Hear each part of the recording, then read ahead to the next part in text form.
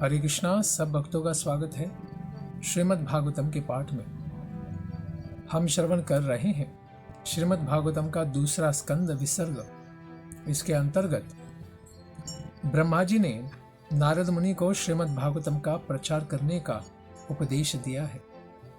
इसके पश्चात परीक्षित महाराज इसको सुनकर सुखदेव गोस्वामी से इसी संदर्भ में प्रश्न पूछेंगे। आइए इनका श्रवण करते हैं।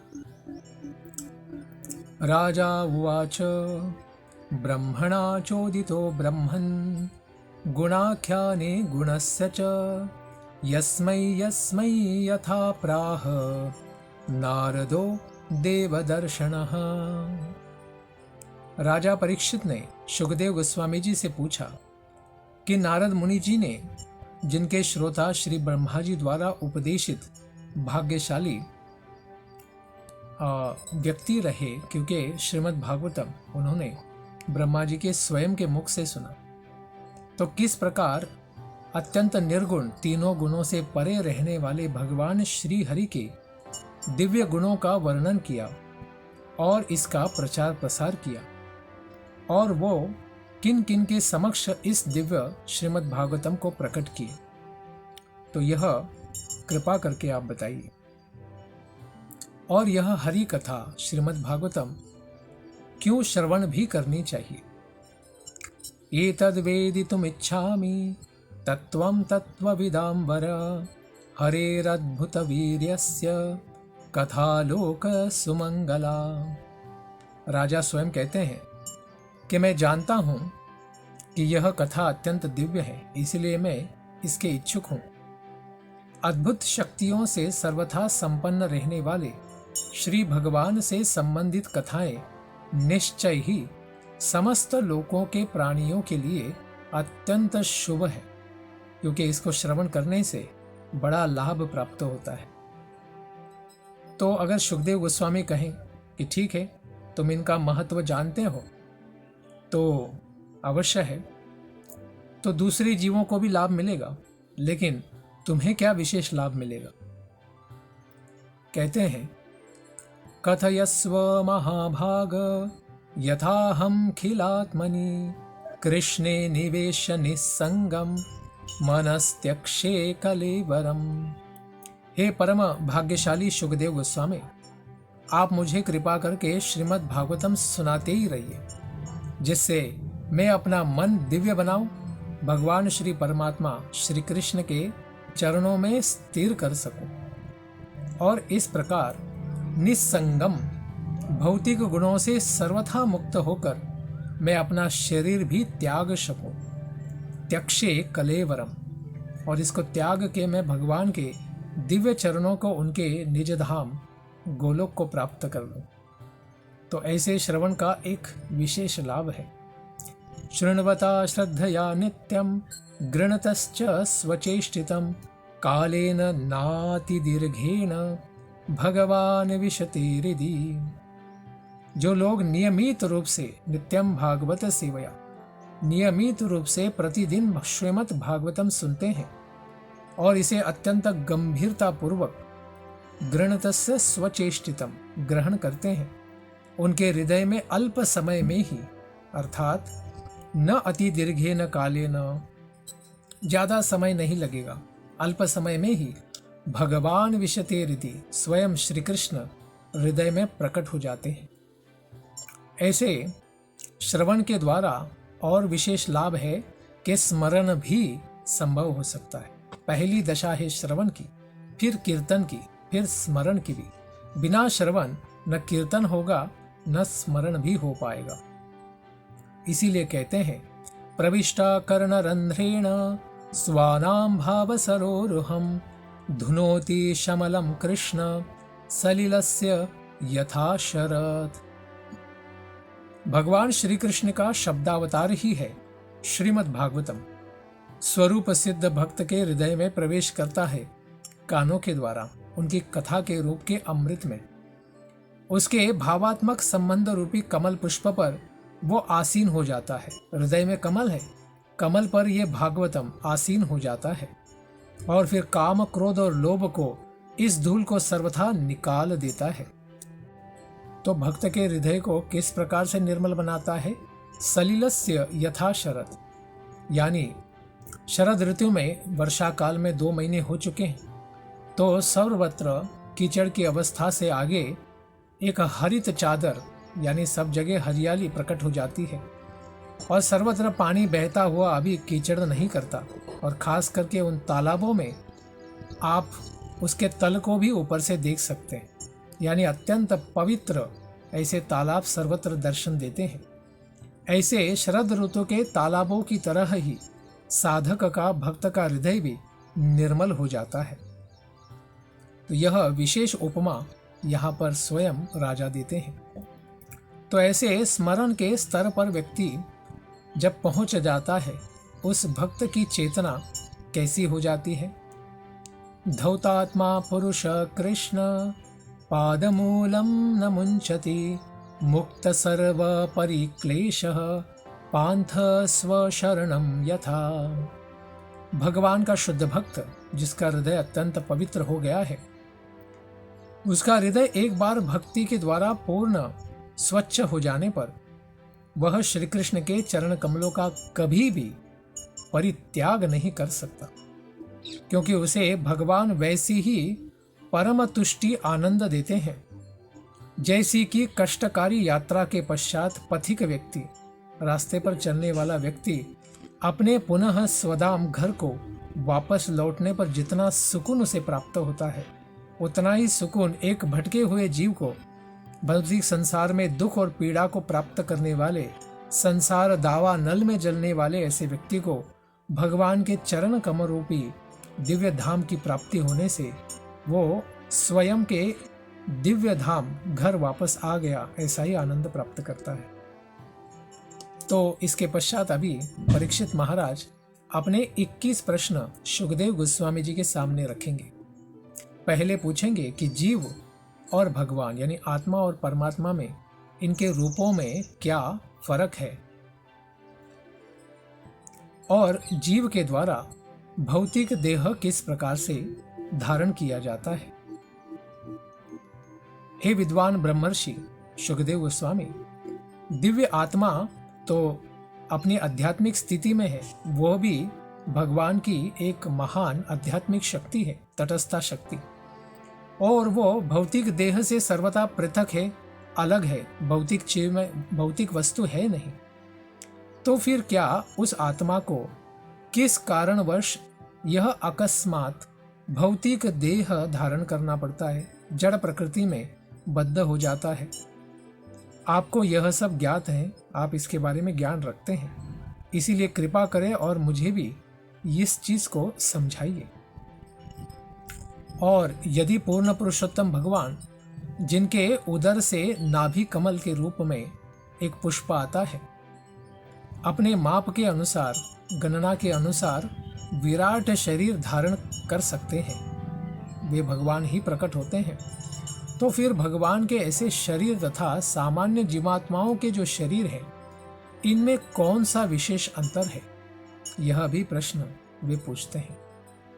उसके पश्चात ब्रह्मा जी, जो किसी भौतिक स्रोत से नहीं, क्योंकि अभी तो भगवान की नाभि से ही प्रकट होने वाले कमल के फूल से उत्पन्न होते हैं, भगवान के ही पुत्र हैं, और वे सब 84 लक्ष योनियों के सृष्टा भी हैं, निर्माण करता है, जो इस संसार में पहले जन्म लेते हैं।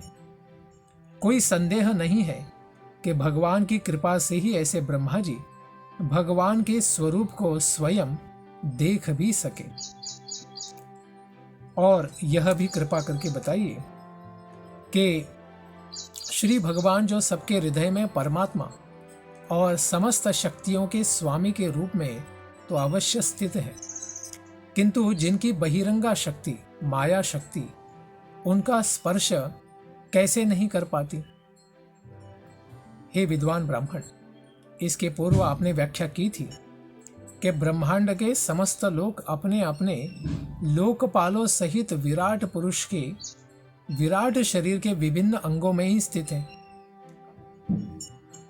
मैंने यह भी सुना है आपसे कि विभिन्न लोकमंडल के विराट पुरुष के विराट शरीर में ही सारे स्थित माने जाते हैं। जैसे जैसे इस संसार में सर्वोत्तम सत्यलोक भगवान के मुकुटमणि सर पर माने जाते हैं और पाताल उनके चरणों के तलवे माने जाते हैं, इस प्रकार से वे स्थित हैं।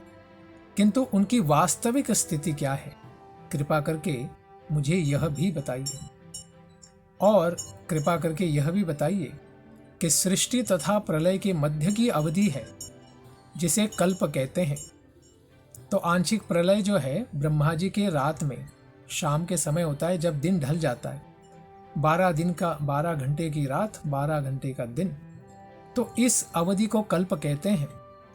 और इसके साथ अन्य जो गौण सृष्टियां हैं, विकल्प हैं, जैसे भूत, वर्तमान और भविष्य, इन शब्दों से जिसको सूचित किया जाता है, ऐसे काल के विषय में भी मुझे बताइए। इसके क्या लक्षण है, परमाणु काल की गणना कैसे होती है, यह भी बताइए। और साथ ही साथ ब्रह्मांड के विभिन्न लोकों के विभिन्न जीवों तथा देवताओं, मनुष्यों इत्यादि की भी आयु की अवधि कहाँ कहाँ, कौन कौन से लोक में क्या समान है या अलग अलग है, इसके विषय में भी आप बताइए। इसी के साथ आप यह भी बताइए कि काल की लघु और दीर्घ अवधियां, यानी इसका मापन कैसे होता है, इसके मापन की प्रक्रिया और इसके साथ गणना होने वाले कर्म की प्रक्रिया, इनके क्रम में काल के शुभारंभ के विषय में भी बताइए कि काल कहाँ से शुरू होता है इस संसार में और उसे किस प्रकार से समझा जा सकता है। और यह भी बताइए कि किस प्रकार भौतिक प्रकृति के विभिन्न गुणों से उत्पन्न फलों का आनुपातिक संचय इच्छा करने वाले जीव इन पर अपना प्रभाव दिखाते हुए उन्हें विभिन्न योनियों में देवताओं से लेकर अत्यंत क्षुद्र प्राणियों तक को ऊपर उठाता या फिर नीचे गिराता रहता है। तो यह क्या प्रभाव है, यह गुणों के द्वारा जो प्रभाव डाला जाता है, इसके बारे में भी बताइए। क्योंकि ऊर्ध्वम गच्छन्ति सत्वस्तः, सत्वगुण के प्रभाव से व्यक्ति ऊपर के लोकों में जाता है। मध्ये तिष्ठन्ति राजसा, और भूलोक पर जो रहते हैं वो राजसिक होते हैं। और अधो गच्छन्ति तामसा, तामसिक स्वभाव वाले अधोलोकों में जाते हैं, इसका भी वर्णन कीजिए। उसके साथ ही हे ब्राह्मण श्रेष्ठ, कृपा करके यह भी बताइए कि ब्रह्मांड भर के गोलोक यानी गोले लोक जो हैं, स्वर्ग के चारों दिशाएं, आकाश, ग्रह, नक्षत्र, पर्वत, नदियां, समुद्र तथा जो द्वीप हैं, एवं इन सबके विविध जो प्रकार के निवासी हैं, अलग अलग ग्रहों पर रहने वाले लोग अलग अलग हो सकते हैं, उनकी उत्पत्ति किस प्रकार से होती है। साथ ही ये भी बताइए कि ब्रह्मांड के बाहरी और भीतरी विशिष्ट विभागों में महापुरुषों के दिव्य चरित्र तथा उनकी दिव्य लीलाएं और विभिन्न वर्ण और आश्रम के जो विभाग है, इनका वर्गीकरण, विश्लेषण किस प्रकार से किया गया है, इसका भी आप हमें ज्ञान दीजिए। इसी के साथ काल की गणना में जो विभिन्न युग है, सत्य, त्रेता, द्वापर, कली, इनकी अवधि यानी काल कितना कितना होता है, इसका भी वर्णन कीजिए। विभिन्न युगों में भगवान के विभिन्न अवतारों के कार्यकलाप, इनके विषय में भी आप हमें ज्ञान दीजिए। कृपा करके यह भी बताइए कि मानव समाज के सामान्य धार्मिक संपर्क सूत्र क्या है।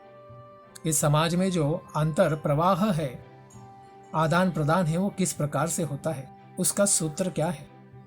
धर्म में उनके विशिष्ट कर्तव्य क्या है, सब लोगों के सामाजिक व्यवस्था और प्रशासकीय राजकीय व्यवस्था का भी वर्गीकरण कैसा है, तथा विपत्तिग्रस्त मनुष्य का आपद धर्म जो विशिष्ट काल में अपना कर्तव्य छोड़कर दूसरे कर्म में लग जाना पड़ता है, तो उस आपद धर्म को भी आप कृपा करके हमें बताइए। इसके साथ ही सृष्टि के निर्माण के लिए जो तत्वमूलक सिद्धांत हैं, इन सिद्धांतों की संख्या बताइए, इनके कारण बताइए, इनका विकास बताइए, और साथ साथ भक्ति की विधि क्या है, योग शक्ति की विधि क्या है, इसके विषय में भी आप कृपा करके बताइए। महान योगियों के ऐश्वर्य क्या होते हैं, कौन कौन से योगी कौन कौन सी प्रकार की सिद्धियों को प्राप्त कर सकते ये भी बताइए। और इनमें से जो पूर्ण योगी होते हैं वो किस प्रकार सूक्ष्म शरीर से विरक्त होता है, यानी इस संसार से मुक्ति को प्राप्त करता है। इसी के साथ इतिहास की जो शाखाएं हैं और पूरक पुराण है, इनके समेत सारा वैदिक साहित्य है, इसका मूलभूत ज्ञान क्या है, एक सूत्री ज्ञान क्या है, इसके बारे में भी बताइए। क्योंकि वेद अनंत है, उनके अंदर अनंत ज्ञान है, लेकिन उसका एक ही सूत्र में आप वर्णन कीजिए। और कृपा करके यह भी बताइए, इस संसार में 84 लक्ष योनियों की उत्पत्ति, पालन और संहार किस प्रकार होता है, और भगवान की भक्तिमय सेवा करने से जो लाभ और हानियां होती हैं उन्हें भी समझाइए। क्योंकि कोई भी कार्य इस संसार में लाभ और हानि दोनों को ले आता है, तो क्या भक्तिमय सेवा करने से भी इस प्रकार की चीजें होती है क्या, ये भी बताइए। साथ ही वैदिक अनुष्ठान होते हैं, यज्ञ होते हैं और उपवैदिक धार्मिक कृत्य होते हैं, इन सब में क्या आदेश है। साथ ही जो 4 पुरुषार्थ है उसमें से 3 धर्म, अर्थ और काम के साधनों की विधियां भी क्या है, इसका भी सम्यक ज्ञान कृपा करके हमें समझाइए। इसके साथ ही वे पूछते हैं कि भगवान के शरीर में समाहित जीव किस प्रकार से उत्पन्न होते हैं इस भौतिक संसार में, और जो पाखंडी जन है, जो भगवान में या शास्त्रों में, वेदों में विश्वास नहीं रखते, यह इस संसार में किस प्रकार से प्रकट होते हैं। और यह भी बताएं कि किस प्रकार अबद्ध जीवात्माएं विद्यमान रहती हैं, क्योंकि जीवात्मा तो मुक्त है, लेकिन किस प्रकार इस संसार में वह बद्ध हो जाता है। और स्वयं भगवान यथात्मतंत्रो भगवान विक्रीडत्यात्म मायया विसृज्य वा यथा मायाम उदास्ते साक्षिवद विभुः।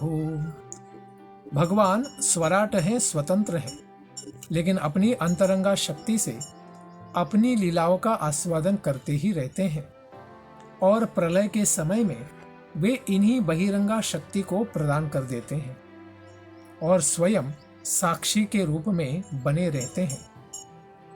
इस प्रकार से सुखदेव गोस्वामी जी को ऐसे प्रश्न पूछने के पश्चात अभी उत्तरों का विस्तार करने के लिए भी उत्साहित करते हैं कि सुखदेव गोस्वामी जी ने क्यों इन सब प्रश्नों के उत्तर देने चाहिए।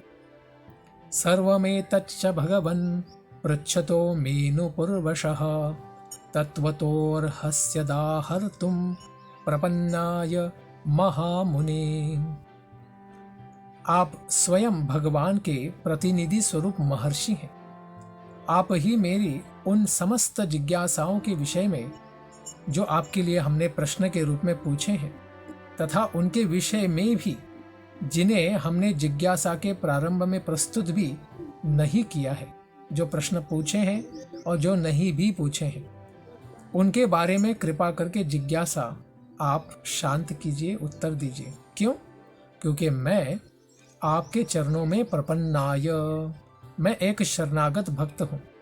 इसीलिए आप पूर्ण ज्ञानी होने के कारण आप मुझ अज्ञानी को यह दिव्य ज्ञान प्रदान करने की कृपा करें। और यह सब प्रश्नों के उत्तर देने में आपके पास एक विशेष पात्रता है, क्वालिफिकेशन है। क्या है?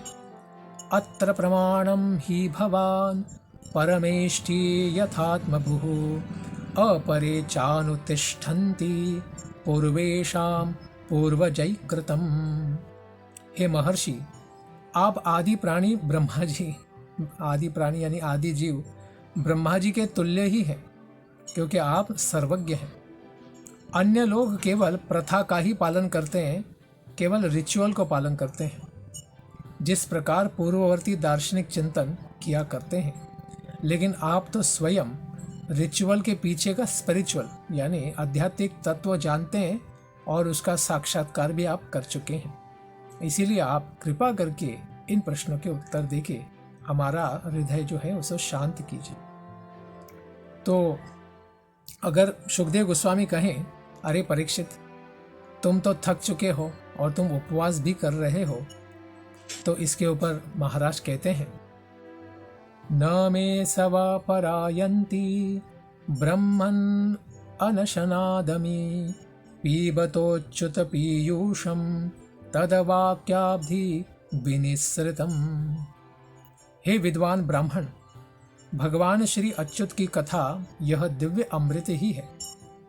इसका जो अपनी वाणी के रूपी समुद्र से उसे बहा रहा है, ऐसे मेरे द्वारा पान करने से मुझे उपवास रखने के कारण किसी भी प्रकार की कमजोरी नहीं है।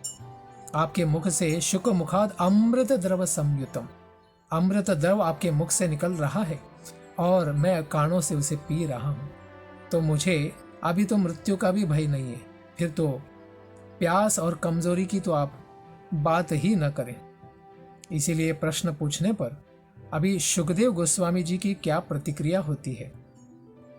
सूत उवाच स उपामंत्रितो राज्ञा कथायाम इति सत्पते ब्रह्मरातो भृशं प्रीतो विष्णुरातेन संसदी।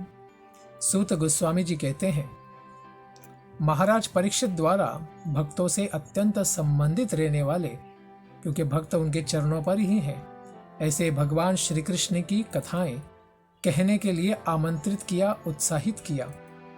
तो फिर सुखदेव गोस्वामी बड़े प्रसन्न हुए, उन्हें बड़ा आनंद हुआ और उत्तर के रूप में अभी क्या देंगे, साक्षात भागवत ही प्रकट करेंगे। प्राह भागवतम नाम पुराणं ब्रह्म संहितं ब्रह्मणे भगवत प्रोक्तं ब्रह्मकल्प उपागते। उन्होंने महाराज परीक्षित के प्रश्नों का उत्तर देना यह कहकर प्रारंभ किया कि इस तत्व ज्ञान को सर्वप्रथम स्वयं भगवान ने ब्रह्मा जी से उनके जन्म के समय कहा था, अर्थात तपस्या के बाद साक्षात्कार देकर, दर्शन देकर, प्रकट होकर ब्रह्मा जी को हृदय में दिया था यह दिव्य ज्ञान। श्रीमद् भागवतम तो स्वयं ही उपवेद है और वेदों का मुख्य लक्षण भी बताता है, सार तत्व। निगम कल्प तरोर गलितम फलम। निगम रूपी वेद रूपी कल्प वृक्ष के सबसे पका हुआ फल श्रीमद् भागवतम है। ऐसा भागवत में पहले ही इसकी संस्तुति की गई है। तो स्वयं वेद मूर्ति है श्रीमद् भागवतम और वेदों का ही अनुकरण करने वाला है। इसीलिए ब्रह्मकल्प उपागते, इस प्रकार से साक्षात भगवान ही प्रकट है। कृष्णे स्वधाम उपगते धर्म ज्ञानादिभिः सह कलौ नष्ट दृशामेश पुराण अर्क अधुना उदित। जब भगवान श्री कृष्ण सूर्य रूपी, चंद्र रूपी अपने गोलोक धाम वापस चले गए, तो इस संसार में अभी अधुना उदित, अभी उदय हुआ एक खास सूर्य का अर्क जिसे कहते हैं, वो है पुराणों का सार रूपी अर्क श्रीमद् भागवतम, साक्षात कृष्ण है। तो इसे वे उत्तर के रूप में प्रस्तुत करेंगे। तो इसके आगे क्या हुआ, उन्होंने अपने आप को राजा परीक्षित द्वारा जो जो भी प्रश्न पूछे गए, खास करके यहाँ पर जो 21 प्रश्न पूछे गए, उनका उत्तर देने के लिए स्वयं को समाहित किया, ध्यान मग्न किया। महाराज परीक्षित तो पांडववंश के सर्वश्रेष्ठ उस समय के प्रतिनिधि थे, अतः वे उचित व्यक्ति से उचित प्रश्न पूछने में समर्थ थे। परीक्षित महाराज उचित प्रश्न पूछने के लिए तैयार थे, स्वयं भागवतोत्तम है, और उनके उत्तर देने के लिए सुखदेव गोस्वामी भी भागवतोत्तम है, साक्षात्कारी व्यक्ति हैं। तो सही व्यक्ति ने सही व्यक्ति से प्रश्न पूछने पर सही उत्तर, आध्यात्मिक दिव्य उत्तर प्रकट होंगे। यही है श्रीमद् भागवतम की कथा, जिसे हम श्रवण करेंगे आने वाले सत्र में। धन्यवाद। हरे कृष्ण।